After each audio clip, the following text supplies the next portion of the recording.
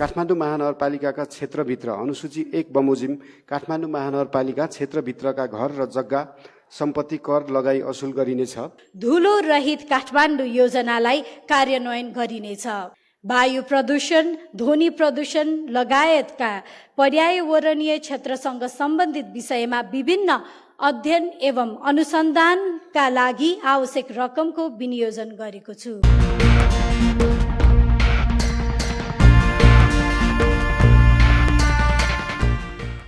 चालु आर्थिक वर्षमा काठमाडौँ महानगरपालिकाको अनुमानित आय रु 24 अर्ब 41 करोड 96,96,000 रहेकोमा नेपाल सरकारबाट प्राप्त हुने अनुदान रकम एवं विनियोजित अङ्कमा वृद्धि भएको रकम रु 16 करोड 83,38,000 समेत समावेश गरी कुल अनुमानित अङ्क रु 25 अर्ब 58 करोड 80,34,000 कायम हुन गएको छ। महानगर गौरव आयोजना अन्तर्गत 10 वटा विषयगत क्षेत्रका योजनाहरू छनौट गरिएको छ। आयोजनाको लक्ष्य र लागत रकम अनुसूचीमा उल्लेख गरिएको छ। महानगर गौरव आयोजनाको कुल रु 3 अर्ब 80 करोड रकम विनियोजन गरेको छु। महानगर स्वर्णिम योजनाका लागि कुल रु 2 अर्ब रकम विनियोजन गरेको छु।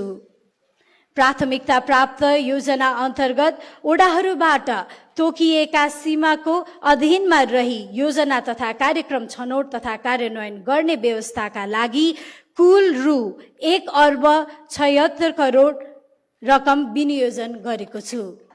महानगर क्षेत्रभित्रका सम्पूर्ण विद्यालयको पूर्वाधार विकास तथा शैक्षिक गुणस्तर सुधार गर्दै विद्यार्थीहरूमा आधारभूत प्राविधिक ज्ञान र सिपको समेत प्रवर्धन गर्न गरी खाने शिक्षा महानगरको इच्छा योजना अन्तर्गत विभिन्न कार्यक्रम सञ्चालन गर्न रु 50 करोड विनियोजन गरेको छु। सामुदायिक विद्यालय परिसर भित्रको सरसफाई र सौन्दर्यकरणलाई नियमित र स्वचालित बनाई विद्यालय क्षेत्र हराभरा र सुन्दर बनाउनका लागि रु 5 करोड रकम विनियोजन गरेको छु। सामुदायिक विद्यालयमा 1 विद्यालय 1 नर्स र 1 विद्यालय 1 सामाजिक सहजकर्ताको व्यवस्थापन गर्न आवश्यक प्रबन्ध मिलाएको छु। महानगर क्षेत्रभित्रका सामुदायिक विद्यालयमा अध्ययनरत विद्यार्थीहरू मध्ये हाल कक्षा 8 सम्मका विद्यार्थीहरूलाई मात्र खाजा खर्च उपलब्ध गराउँदै आइरहेकोमा आर्थिक वर्ष 2080-81 देखि डिजिटल हाजिरी प्रणाली अभिलेखका आधारमा तोकिएको दरमा खाजा उपलब्ध गराउन आवश्यक रकम सहितको प्रबन्ध मिलाएको छु। महानगरपालिका क्षेत्रभित्रका सामुदायिक विद्यालयमा कार्यरत शिक्षकहरूको तलब भत्ता मासिक रूपमा भुक्तानी गर्न रु 30 करोड छुट्टै शोध भर्ना कोषको व्यवस्था गरेको छु। सबै सामुदायिक विद्यालयका प्रधानाध्यापकहरूको लागि मासिक भत्ता वृद्धि गरेको छ। सोको लागि आवश्यक रकम प्रबन्ध मिलाएको छु। महानगरभित्रका व्यक्तिगत तथा संस्थागत भान्साहरूलाई स्वस्थकर बनाई आरोग्यता कायम गर्न स्वच्छ भान्सा कार्यक्रमका लागि रु 3 करोड 50 लाख रकम विनियोजन गरेको छु। महानगरको समग्र स्वास्थ्य कार्यक्रमतर्फ कुल रकम रु 92 करोड 66 लाख 44,000 विनियोजन गरेको छु।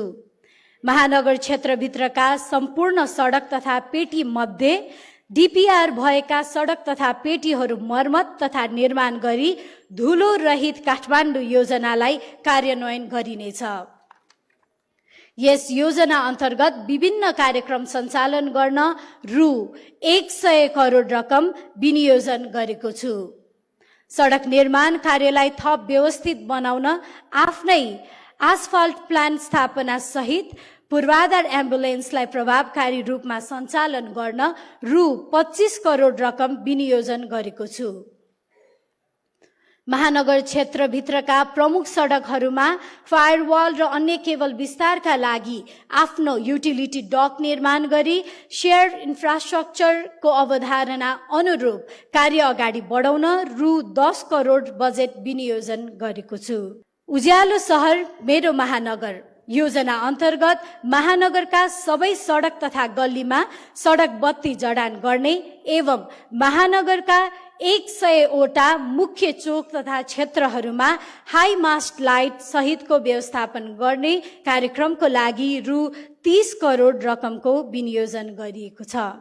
संस्कृति, सम्पदा तथा पर्यटन महानगर क्षेत्रभित्रको मूर्त तथा अमूर्त सम्पदाहरूको पुनर्निर्माण एवं संरक्षण कार्यलाई उच्च प्राथमिकता दिँदै सो कार्यको कार्यान्वयन प्रभावकारी रूपमा गर्न संस्कृति, सम्पदा तथा पर्यटन महानगरको धन योजना मार्फत विभिन्न कार्यक्रम सञ्चालन गर्नका लागि रु 50 करोड विनियोजन गरेको छु। वायु प्रदूषण, ध्वनि प्रदूषण लगायतका पर्यावरणीय क्षेत्रसँग सम्बन्धित विषयमा विभिन्न अध्ययन एवं अनुसन्धानका लागि आवश्यक रकमको विनियोजन गरेको छु। नगरवासीको लागि न्याय, कानून तथा मानव अधिकारको क्षेत्रमा परामर्शको लागि स्वर्णिम योजनाका रूपमा न्याय चौतारी कार्यक्रम सञ्चालन गर्न रु 1 करोड रकम विनियोजन गरेको छु।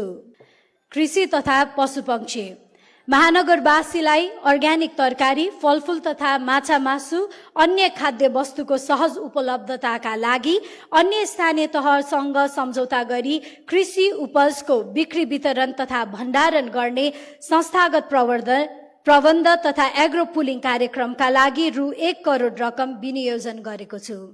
महानगरका मुख्य सडक, चोक एवं गल्ली समेतलाई सर्भिलेन्स क्यामेरा जडान गरी महानगरवासीलाई सुरक्षित परिवेशमा बस्न योग्य सहर बनाउने उद्देश्यले महानगरले देख्छ योजनालाई गौरवको कार्यक्रमको रूपमा समावेश गरिएको छ। यस योजनाको लागि रु 20 करोड रकम विनियोजन गरिएको छ। महानगरपालिकाले सामाजिक विकासको मुख्य कार्यक्रमको रूपमा रोजगारी र आय वृद्धि, महानगरको समृद्धि कार्यक्रमलाई अघि सारेको छ। यसका लागि रु 10 करोड विनियोजन गरेको छु। शहरी गरिबको पहिचान गरी उनीहरूका लागि सिप विकास र आयमूलक तालिम कार्यक्रम सञ्चालन गर्न आवश्यक रकमको व्यवस्था मिलाएको छु। काठमाडौँ महानगरपालिकाको आर्थिक वर्ष 2080-81 को अर्थ सम्बन्धी प्रस्तावनालाई कार्यान्वयनका लागि स्थानीय कर, शुल्क, दस्तुर र जरिवाना सङ्कलन गर्न, छुट दिन तथा अन्य राजस्व सङ्कलनको प्रशासनिक व्यवस्था गर्न वाञ्छनीय भएकाले नेपालको संविधानको धारा 230 बमोजिम काठमाडौँ महानगरपालिकाको नगरसभाले यो ऐन जारी गरेको छ। सम्पत्ति कर काठमाडौँ महानगरपालिकाका क्षेत्रभित्र अनुसूची 1 बमोजिम काठमाडौँ महानगरपालिका क्षेत्रभित्रका घर र जग्गा सम्पत्ति कर लगाई असुल गरिनेछ। घरको मूल्याङ्कन अनुसूची 2 अनुसार, घरको बनोटको आधारमा राजकट्टी अनुसूची 3 अनुसार र जग्गाको मूल्याङ्कन अनुसूची 4 अनुसार गरिनेछ।